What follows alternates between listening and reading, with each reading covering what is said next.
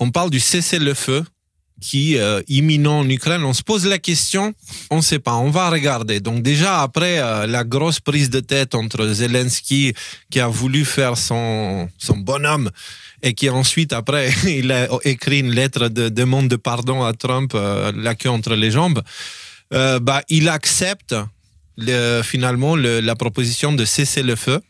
Mais comment les médias tournent le truc, tu sais, genre, il accepte parce que Trump a cédé quelque chose. Donc, la suspension de l'aide américaine levée, Kiev soutient la proposition d'un cessez-le-feu de 30 jours. Il le tourne de cette façon-là. C'est pas genre Zelensky, il a senti que c'était pas une bonne idée ce qu'il a fait. Et donc, il accepte le cessez-le-feu, mais il demande, quand même, il dit, on va voir si le méchant russe terroriste, il va accepter le cessez-le-feu, etc. Il le dit pas comme ça, mais avec le ton et tout ça, bon, tu vois que, voilà. Et de l'autre côté, tu as Vladimir Poutine qui répond. Et je vais vous lire sa réponse. Donc, qui est dans un extrait de cette vidéo-là. Les troupes ukrainiennes doivent être complètement retirées des républiques populaires de Donetsk et de Lugansk, des régions de Kherson et de Zaporizhzhia. Donc, ce qui était à l'origine la base de la guerre, non? Oui. N'oublie pas, regarde la date, c'était les conditions de cesser le feu. Et ça correspond pas. C'est-à-dire? C'est 14 juin 2024, si je ne me trompe pas. C'est ce qui est précisé, en tout cas, dans le commentaire de la vidéo. Ah, ok, oui. Donc, en gros, c'est ça les trucs de l'OTAN. C'est ça le truc de Poutine. C'est ce qu'il attend pour accepter un cessez-le-feu. C'était ce qu'il attendait à l'époque. Est-ce que les conditions sont toujours sur la table dans les mêmes les conditions les conditions sont encore plus favorables à la Russie aujourd'hui. Je pense que la Russie, soit elle va traîner avec la réponse au cessez-le-feu, parce qu'actuellement, ils sont en train de régler un énorme problème géopolitique qui est à leur bord. Voilà. Sans me dire que c'est bien ou c'est mal. Et le truc, c'est que le cessez-le-feu, là, tout de suite, immédiatement, ne règle pas ce problème, mais le reporte. Et ce problème, c'est toujours cette proximité de l'OTAN de la frontière russe. Voilà, je vous présente juste la version mainstream. Enfin, alors, juste un truc... J'ai vu ce matin, là, quand ça parlait du cessez-le-feu dans les actualités, tout ça, que Ursula von der Leyen et l'Union européenne soutenaient le cessez-le-feu et que du coup c'était bizarre. Il se trouve qu'en vérifiant quand même sur Grok affirme que en fait c'est un fake, donc c'est-à-dire une capture d'écran qui est diffusée par des comptes non officiels et tout ça. Et donc déjà, premier point, ça vaut bien le coup de vérifier 2 fois ces informations avant de l'ouvrir, surtout quand on est quand on parle devant des gens. Et deuxième point, ça montre quand même qu'il y a des tentatives de déstabilisation par rapport à ce cessez-le-feu qui, ça on le savait qu'il y en avait, mais aussi de cet ordre-là. Donc soyons vigilants par rapport à tout ça, quoi. J'ai failli me faire avoir, moi. Tu n'es pas le seul. Juste, pendant ce temps, justement, en Europe, et puisque tu as parlé de von der Leyen, apparemment, ils ont mis en place un certain article. On regarde la vidéo, justement. Ah merde, c'est pas sous-titré, pardon. Donc, nous avons choisi la procédure d'urgence en vertu de l'article 122. Il est temps de construire la puissance européenne par la force. Donc, ils ont mis en place un article d'urgence qui permet de ramasser un max de ressources et construire une Europe forte, etc., aux frais du contribuable européen, français, allemand, espagnol, peu importe. Et ils y vont comme des porcs pour se réarmer ou se préparer à quelque chose. C'est un petit détail. Et l'autre détail, avec von der Leyen, c'est cette vidéo-là. Donc, la journaliste pose la question à von der Leyen. Enverriez-vous vos propres enfants en mission à l'étranger? Si mes enfants voulaient s'engager dans l'armée allemande, et si une mission à l'étranger était nécessaire, alors ils devraient y aller. Et je tremblerais autant que n'importe quelle autre mère. Avez-vous un de vos enfants dans l'armée allemande? Non, mais non, mes enfants, ils sont pas cons. Sale pute. Écoutez... Doucement. Ouais, non, mais les gars, vous vous rendez pas compte, là, nous, on rigole. Mais Non, mais quand c'est pas drôle du tout. on subira les conséquences de leur folie, là, on rigolera beaucoup moins. Donc, c'est une pute. C'est une sale pute. Elle est dégueulasse. C'est un être humain corrompu comme ce n'est pas permis. Genre, c'est littéralement comme ce n'est pas permis. Et à cause des conneries de gens comme ça, l'humanité va traverser un moment très difficile. C'est pas des conneries. Il y a une volonté très très claire de mener l'humanité vers le chaos. Ouais, mais ça, une c'est volonté certain, ça. conne. C'est une volonté conne qui conduit à la guerre. Ah, malveillante, conduit à- ouais. Ah non, mais je veux dire, sur le Non, mais fond, en je suis termes de complètement prostituée, d'accord, hein, très Léo. bien. Parce qu'au nom de l'argent, Mais- il est prêt à sacrifier des tas et des tas de vies, quoi. Voilà, c'est ça la. C'est même pas au nom de l'argent, Nico. C'est même pas. C'est pire que ça. Bref, donc voilà. Elle vous envoie un message clair. Elle vous dit si vos enfants sont dans l'armée, bah, dans ce cas, ils devraient. Et après, elle dit j'aurais peur comme toutes les mères. Et après, on lui pose la question est-ce que vous avez des enfants à l'armée? Elle dit non, avec ce sourire-là, sous-entendu, mais vous me prenez pour une conne ou quoi? Non, la guerre, c'est pour les pauvres. Alors, moi, je vais profiter de cette opportunité-là parce que j'ai vu aussi lui là. Ça faisait longtemps qu'on n'avait pas parlé de cette poubelle. Et donc, il dit, je valide la correction. Quelle correction? Macron, on ne mourra pas pour l'Ukraine. Il supprime patriote, il dit les Russes. Donc, ne pas vouloir mourir en guerre pour la gueule de Zelensky, apparemment, est C'est pro-russe. rhétorique russe. Alors, Tristan, écoute-moi bien. En faisant ce genre d'annonce, ce que tu es en train de dire, enfin, tu es en train clairement de pousser vers la guerre. Sous-entendu, toi, tu veux la guerre. Alors, les amis, moi, je propose à ce qu'on prie tous ensemble pour réaliser ce rêve de Tristan Mendes France, c'est de l'envoyer au front directement. C'est-à-dire, pour éviter d'avoir le besoin à ce que la guerre arrive jusqu'ici pour qu'il puisse vivre son rêve, la guerre, tu vois, envoyons-le, lui, directement au front. Tu vois? Comme ça, ouais. Comme ça, on finance le prochain live de déconstipateur dans les tranchées en Ukraine. Voilà. Ce que je veux dire, Pour ton c'est bien, que pour réaliser ton rêve, Tristan. C'est pour toi, hein, c'est pour toi. Tu veux la guerre à ce point?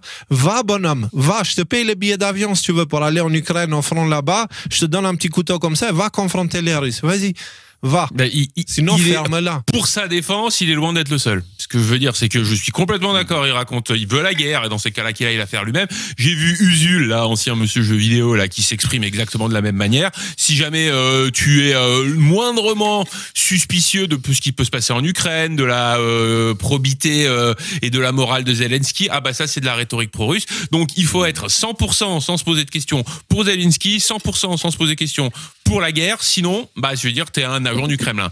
Donc, en ce moment, là, je veux dire, la connerie, elle est chez Tristan Mendes, il n'y a pas de problème, mais elle est envoyons-le, largement Usul aussi. générale.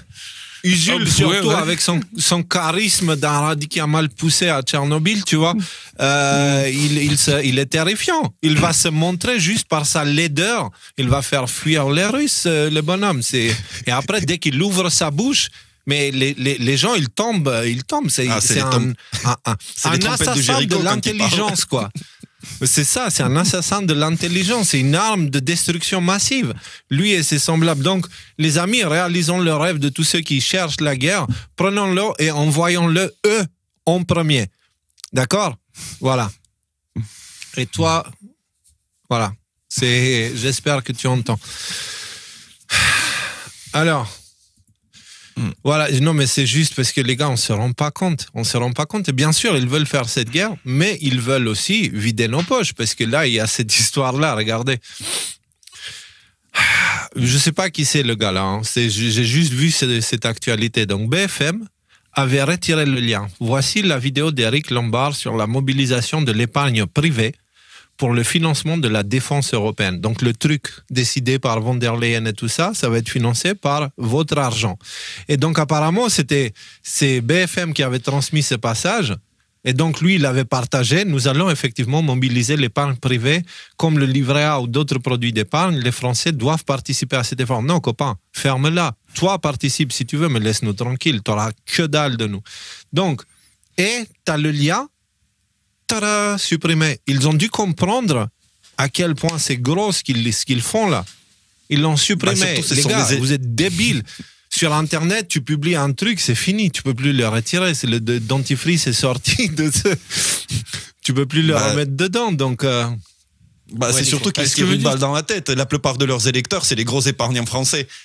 Si vous vous souvenez bien, les électeurs de la Macronie. Donc imaginez, eux, ils disent quoi ? Non, vous allez toucher à notre épargne, mais vous avez de fou, quoi.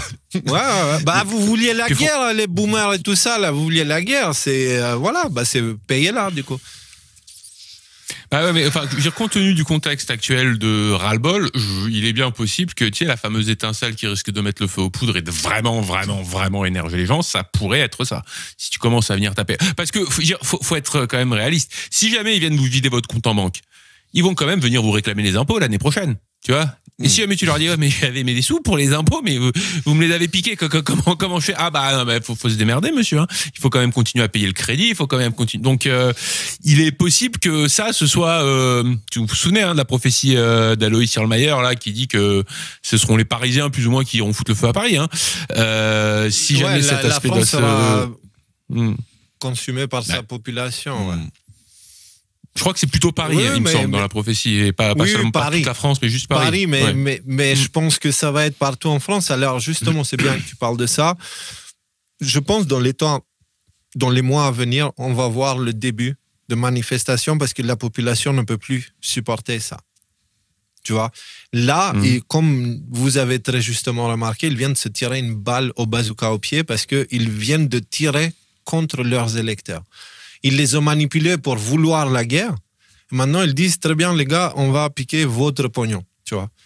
Mais comptez sur ceux qui ne veulent pas la guerre et leur capacité de retirer tout leur livret A, de leurs trucs, etc., de vider leur compte. Donc, ce genre de décisions peuvent provoquer des situations critiques pour la structure économique. Ça peut provoquer une situation critique pour la structure sociale.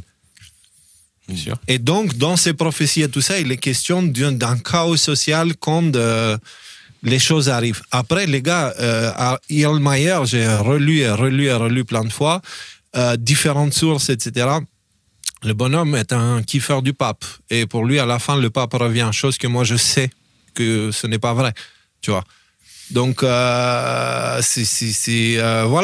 Il faut garder ça en tête aussi. C'est pas non plus, on va pas tout construire dessus, tu vois. Mais c'est important de garder en tête parce que justement, parfois la vérité, elle vient avec un petit morceau de morora, tu vois, qui représente un petit pourcentage. Donc voilà, il faut faire le tri. Je pense que globalement, les prophéties, si à un moment donné, des messages sont envoyés à certains humains de la part des forces supérieures, c'est pas parce qu'ils sont immuables de l'ensemble, tu vois, parce que sinon ça n'a aucun sens. Est-ce que tu vois ce que j'avais déjà parlé de toutes ces choses-là, ouais. Ouais, on va pas lancer le sujet prophétie. Non, on va pas lancer le sujet, mais je pense que voilà. Mais je pense que faut se positionner différemment sur les prophéties. Pour moi, les prophéties, c'est juste une question de maths. C'est une question de maths. C'est un prophète, il a la capacité de voir l'image de l'ensemble et il te dit en gros, si je regarde par là, je vois 1, 2, 3, 4, 5, 6, 7, 8, 9. Si je regarde par là, je vois 11, 10, 12, 13, 14, ce qui veut dire que je suis dans le 10. Alors du coup, si tu es là, dans le 1 à 9, je t'annonce qu'il va avoir du 11 à 19. Tu vois ce que je veux dire? C'est comme ça que les prophéties fonctionnent, que les prophètes fonctionnent. C'est pour ça qu'elles sont justes et ça ne veut pas dire que s'ils l'annoncent qu'elles vont être modifiées. On va peut-être en parler une fois de tout ça. Faudrait qu'on en refasse une émission parce que là, on a dit qu'on lançait pas le sujet parce que j'ai envie de te reprendre en disant que je suis pas tout à fait d'accord avec toi et puis là on part pour 1 heure là-dessus. Donc je vous propose qu'on le mette dans un coin et qu'on le fasse pour une prochaine. Yes, mettons-le dans un coin.